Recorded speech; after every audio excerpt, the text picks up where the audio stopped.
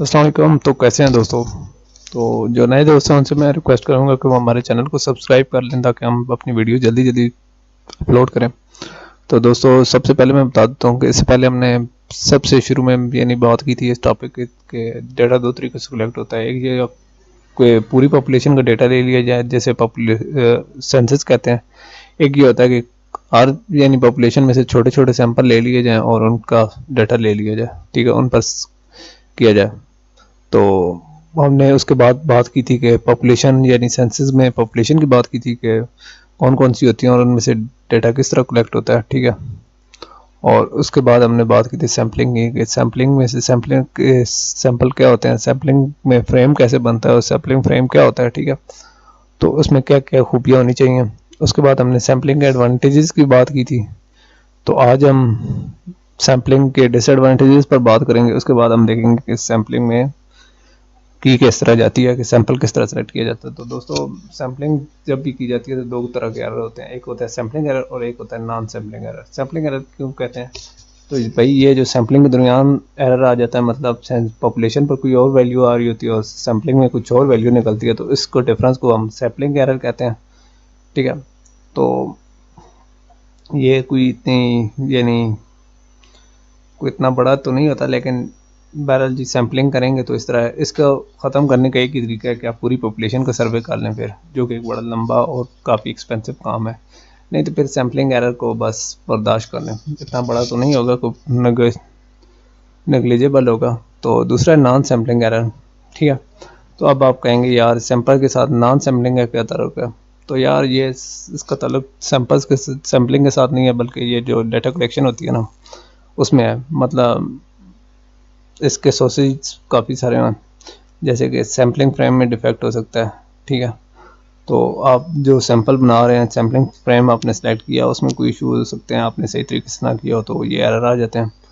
और दूसरा है फॉल्टी रिपोर्टिंग। मतलब मुझे कहा जाता है जी आपने जाके किसी और मज़हब पर रिसर्च करनी है, तो मैं जाके शायद अपने मज़हब की तरफ शुरू हो जाऊँ या कुछ इस और तरीके से, या मुझे जो लोग अच्छे लगते हैं अपने एरिया के उनसे मैं करता रहूँ, जो मुझे लोग अच्छे नहीं लगते तो मैं ना करूँ। मतलब मुझे लेडीज़ का कहा जाता है कि यार जाओ लेडीज़ का सर्वे करना है, यानी आपने जाकर करना है, उनसे क्वेश्चन रेज करना है। तो शायद मेरी अटेंशन ये हो कि मैं यंग लेडी से करूँ और बूढ़े लोगों से ना करूँ। तो ये फॉल्टी रिपोर्टिंग होती है, पर्सनल या बेस्ट प्रेफरेंसेस। कभी कभार मेरा अपना एक मौक़िफ़ है एक पार्टी के बारे में, मतलब मैं पीटीआई का अगर सपोर्टर हूँ तो मैं पीटीआई के बारे में शायद लिख दूँ और नून लीग के बारे में बुरा लिखता रहूँ। तो ये सैम्पलिंग, ये नॉन सैम्पल्ड एरर है, ठीक है, डेटा कलेक्शन में आते हैं। बहरहाल जी तीसरा है ह्यूमन एरर्स, यानी एक इंसान हूँ, मुझसे भी तो गलतियाँ हो सकती हैं। कहीं रिकॉर्ड कर रहा हूँ तो मैं कंप्यूटर तो नहीं हूँ, ठीक है, मैं कुछ गलतियाँ कर जाऊँगा। जैसे आप इस वीडियो में मेरी रिकॉर्डिंग को देख सकते हैं, या कुछ और इश्यूज़ हैं जो मैं गलतियाँ करता रहता हूँ, तो ये यार बंदे से होते हैं, ठीक है।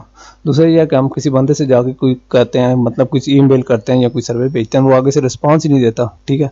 देता तो वो थोड़ा सा देता, कुछ सवालों को जवाब नहीं देना चाहता। तो दो तरह के नॉन रिस्पॉन्स होते हैं, एक पार्शियल होता है, एक total non response. Partial non response है यार को कुछ सवालों को जवाब तो दे देता है लेकिन कुछ की नहीं देता, ठीक है। तो या कुछ को इग्नोर कर जाता है या बस कहता है यार मैं नहीं देना चाहता, ठीक है।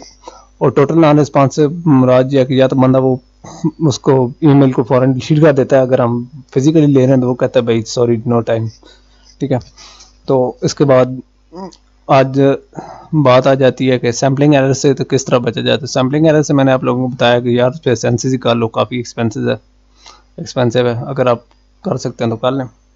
और नॉन सैम्पलिंग एरर से नॉन सैम्पलिंग एरर से ये है कि भाई आप इस तरह करें कि जाएँ, जो बंदा रिस्पांस नहीं दे रहा उसके पीछे जाएँ कि यार कर दो, यानी इसको अगर ईमेल कर रहे हैं तो रिमाइंडर दे देंगे या कुछ इस तरीके से कर लें, तो इस तरीके से काफ़ी सारा नॉन रिस्पांस ख़त्म हो सकता है, ठीक है। और दूसरा ये है कि यार इन्वेस्टिगेटर या जो बंदा सैम्पलिंग करने गया उसको प्रॉपर ट्रेनिंग दी जाए ताकि ह्यूमन एरर्स कम से कम हो, ताकि फॉल्स या पर्सनल और बायस प्रेफरेंसेस कम से कम आए।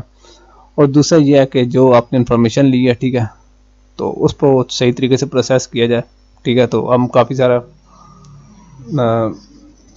यानी सैम्पलिंग एरर से बच सकते हैं, ठीक है। तो अगर उनको हम सही तरीके से उन पर मैथमेटिकल या ऑपरेशन करें यानी ह्यूमन एरर से तकरीबन बच सकते हैं। तो दोस्तों इसके साथ ही मैं आप लोगों से इजाज़त चाहता हूँ। नेक्स्ट वीडियो में मैं आप लोगों को बताऊँगा कि सैम्पलिंग किस तरह की सैम्पलिंग फ्रेम किस तरह होता है और हम कौन सा यूज़ करेंगे, ठीक है। तो उसके बाद हमारे प्रैक्टिकल स्टार्ट हो जाएगी। तो इजाज़त चाहता हूँ, अल्लाह हाफ़िज़।